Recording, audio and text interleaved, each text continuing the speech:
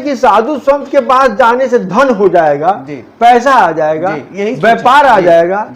जब तक कहा गया है जब तक मूर्ख जीवित रहेंगे होशियार भूखे नहीं मरेंगे। खाने पीने से ईश्वर कभी नहीं मिल सकता है। अगर खाने पीने से ईश्वर मिला तो सबको मिल जाता है। प्रवचन मतलब दूसरे का वचन, दूसरे के किए हुए चीज को बताना। मैं उस पर विश्वास नहीं करता। ईश्वर मुझे जीवन दिया है तो मुझे भी कुछ खोजना है, खोजने के लिए मुझे भेजा है। यह खाना बेकार है, यह खाना बेकार है, यह सब्जी बेकार है, कोई कहता लहसुन बेकार है, कोई कहता प्याज बेकार है, कोई कहता मांस बेकार है, कोई कहता मदिरा बेकार है, कोई कहता अंडा बेकार। मैं स्वयं दिन में एक बार खाता हूँ। कभी मैं अपने शिष्यों को नहीं कहता हूँ तुम भी एक बार खाओ। मैं कहता हूँ कि तुम्हें जब रुचि करे तब खाओ, जो मन करे सो खाओ, बस ईश्वर से प्रेम रखो। देखा जाता है गुरु जी कि आप बहुत साधारण जिंदगी जीते हैं गुरु जी, किसी प्रकार का भेदभाव नहीं। इतने बड़े सन्यासी संत होने के बाद इतना साधारण जिंदगी जीना, इसके पीछे क्या रहस्य है गुरु जी? देखिए, भेदभाव जब कोई भी सन्यासी करता है जी, तो पहले आप जान लो सही सन्यासी नहीं जी। वो सन्यासी हो, साधु हो, बैरागी हो, उदासी हो, नागा हो, कुछ भी हो जी, अगर वो भेदभाव करता है तो इससे यह आप मान ले कि वह ईश्वर को समझ नहीं पाया है, ईश्वर को जान नहीं पाया है जी। इसलिए ये सब ईश्वर के बनाए हुए हैं जी।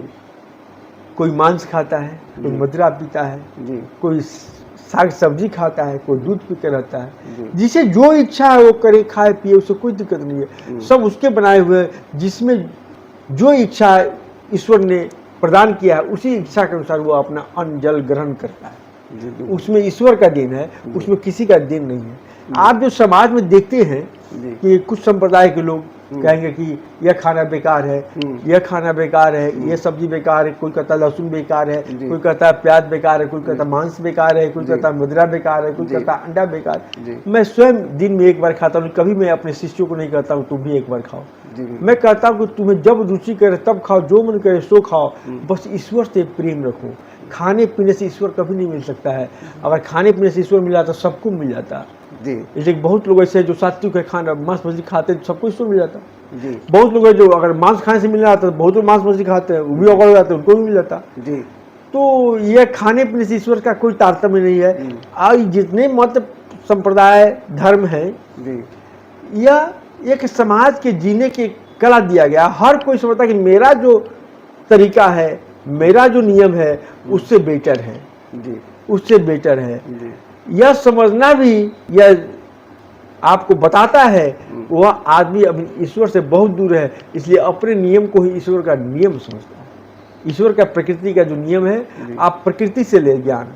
प्रकृति हर चीज के लिए हर कुछ करता है और वो क्या करने वाला है तो आम किसी को पता नहीं चलता। आपको कभी कहीं भी ऐसे देखा नहीं जाता है कि कहीं प्रवचन या कोई सभा या कोई ऐसे जहाँ लाखों की संख्या में भक्त लोग बैठे हैं वहाँ पे कुछ बोलना, आखिर उससे दूरी क्यों बनाए हुए हैं गुरु जी आप? क्या दुनिया का विकास सिर्फ पुरानी किताबों के पढ़ने से हो जाता? क्या नई नई खोज हो जाती? तो प्रवचन ये है कि पुरानी चीज को कहने की प्रथा। प्रवचन मतलब दूसरे का वचन जी, दूसरे के किए हुए चीज को बताना जी। मैं उस पर विश्वास नहीं करता। ईश्वर मुझे जीवन दिया है तो मुझे भी कुछ खोजना है, खोजने के लिए मुझे भेजा है। कि मैं इस तरह बच्चों को देखते हैं जब सिखाया जाता है, कैसे सिखाया जाता है? बॉल आता है स्कूल में, 1 2 3 4 5 लिखा हुआ बिक दिया जाता है, बच्चों का था खोजने के लिए। उसी तरह ईश्वर हम लोगों को बिक दिया है पृथ्वी पर और गेंदा छीट दिया है कि तुम खोजो जी। उस बॉल को अपने से निर्माण कुछ कर, ऐसे अपने से खोजो, अपने से कुछ पाओ। तो मैं उस पाने में, खोजने में, और मैं मुझे क्या मिला मैं उसे बताने का कोशिश करता हूँ। मैं दूसरे को क्या मिला तो उससे मुझे क्या एहसास होगा जी। उसे तो मुझे कुछ एहसास होगा नहीं, उसको एहसास हुआ जी। जैसे हम लोग साधना या जो संत किए जो कर रहे हैं जी। जिनको जो मिलता है वहीं पर रुक जाते हैं जी। और उसी को सत्य समझ लेते हैं। सत्य वो नहीं है, सत्य उससे बहुत आगे है, कोसों आगे है। और सत्य को जानने के लिए स्वयं को सत्य बनना पड़ेगा। लेकिन अक्सर अभी देखा जा रहा है गुरु जी, जो प्रवचन करता है, प्रवचन देते हैं, लेकिन बाद में बहुत सारे वैसे जो साधु संत हैं फॉल्स भी साबित हो जाते हैं। भक्त हैं वो कैसे उनके झांसे में आ जाते हैं गुरु जी, क्यों उनको समझ नहीं पाते हैं? देखिए, जो भी रियल सन्यासी है, जी जो संत का मतलब या सन्यासी का मतलब, आपका कहने का मतलब है कि जो ईश्वर में लीन है, जी वो कभी भी मजमा नहीं लगाएगा। जी बिल्कुल। ऐसे जब भी वो मजमा लगाएगा तो वह स्वयं ईश्वर से बहुत दूर चला जाएगा, वो अपने को ही ईश्वर बनाना चालू कर देता है। जी और जो संत सन्यासी है मजमा नहीं जाते, उसके पास कोई आया कुछ समझने के लिए उसको बता देते हैं, जी वो बुला कर समझाते नहीं है। अगर हम उसी मजमा में लग जाएं तो हम साधना आराधना क्या करेंगे, ईश्वर के ध्यान मनन क्या करेंगे, हम तो लोगों के बीच में पड़े रह जाएंगे। और दूसरी बात कि उसमें उन लोगों की दोष नहीं है, दोष आम भक्तों आम जनता की है। जी इन लोग समझते हैं कि साधु संत के पास जाने से धन हो जाएगा, जी पैसा आ जाएगा, यही व्यापार आ जाएगा, जी जी गुरु जी, मैं रंग से राजा हो जाऊंगा। जी। यह लोभ आपको पास उनके पास ले जाता है, यह लोभ ही आपको फंसाता है। जी इसका दुरुपयोग वो लोग करते हैं। जी आप तो अमीर नहीं होते हैं, जी। आप तो धनवान नहीं होते हैं, जी लेकिन वो धनवान हो जाते हैं। जी बिल्कुल।